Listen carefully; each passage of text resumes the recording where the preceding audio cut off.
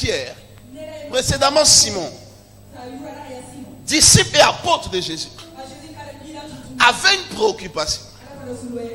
Et il va s'approcher pour la lui soumettre. La plupart d'entre nous pourraient s'y retrouver. Quelle était sa préoccupation? C'était un homme qui avait une famille, qui avait des enfants. Initialement, il était pécheur.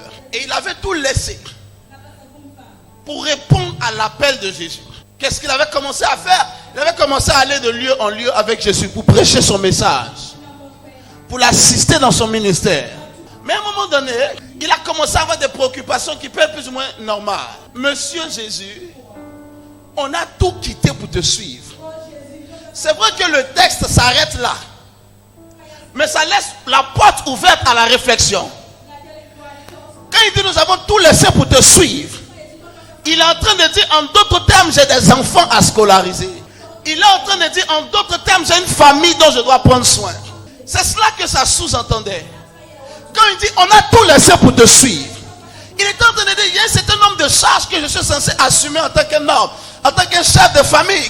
J'avais quelques rêves, j'avais quelques projets. Le fait est que tu m'as appelé et tu ne m'as pas laissé le choix. Et je ne me suis pas fait prier. Je t'ai suivi et on a commencé à avancer. Mais aujourd'hui, je réfléchis à l'avenir de ma maison. Aujourd'hui, je me pose la question, est-ce que je vais m'en sortir? On est en train de marcher aujourd'hui, mais je ne sais pas de quoi demain sera fait. Jésus lui dit, reste tranquille.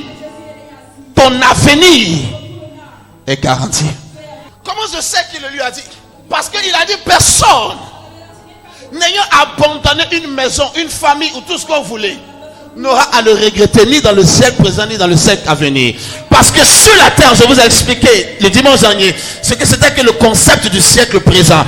En d'autres termes, pendant la durée de sa vie terrestre, il n'aura pas à s'inquiéter. Pourquoi? Parce que sa destinée sera garantie. Et après ce siècle présent, dans le siècle à venir, c'est-à-dire après son existence terrestre, quand il sera dans l'existence éternelle, il y aura encore pour lui une garantie de bénédiction, une garantie d'élévation. Alléluia. Je suis en train de faire comprendre à quelqu'un, servir Dieu n'est pas une perte du temps. En le service de Dieu, il y a une garantie pour ton avenir. Alléluia. Je suis en train de faire comprendre la loyauté envers Dieu, la loyauté envers l'œuvre de Dieu, la loyauté envers la maison où Dieu t'a établi, la loyauté envers le Père que Dieu te donne. Ce n'est pas une perte de temps.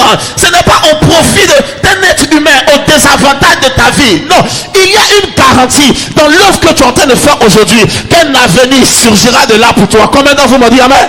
Il y a une garantie. Alléluia. Le temps me manquerait de vous parler de tous ces hommes à travers l'histoire de la Bible qui ont engagé leur vie pour Dieu, qui ont engagé leur existence pour Dieu, qui ont engagé leur intégrité physique pour Dieu. Mais la fin de leur histoire les a rendus enviables. Pourquoi? Parce qu'un avenir a été garanti pour leur existence. L'inquiétude qui était dans le cœur de Pierre est dans le cœur de la plupart d'entre nous. Je suis à l'église, mais je m'inquiète de mon lendemain. Je m'inquiète de comment est-ce que je pourrais m'en sortir. C'est légitime. Chaque homme a des attentes, alléluia. Chaque homme a des rêves et des désirs, alléluia. Et parfois le monde nous donne à croire qu'en comparaison à eux, nous sommes en train de perdre notre temps. Le monde nous donne à croire que nous ne sommes pas en train de saisir l'occasion de réussir. Parce que parfois, à cause de Dieu, nous avons refusé le compromis pour se positionner dans la destinée. En Dieu et en l'intégrité de Dieu, il y a une garantie d'un avenir. Combien d'entre vous m'ont dit amen?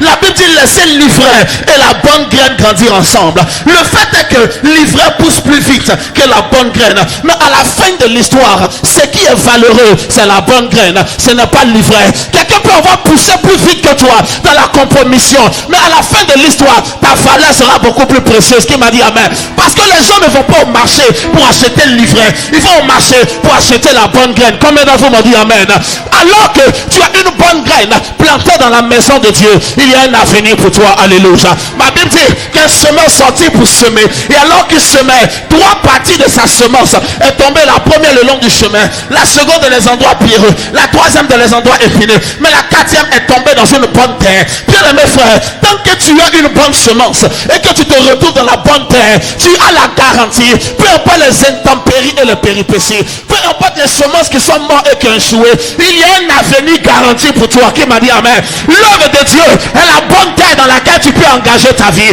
Si quelqu'un dit tu perds ton temps, alléluia, il y a une manière de perdre le temps. C'est que considère que les autres considèrent comme une perte de temps. Moi je le considère comme un investissement de temps. Alléluia. Écoutez-moi, son avenir est garanti.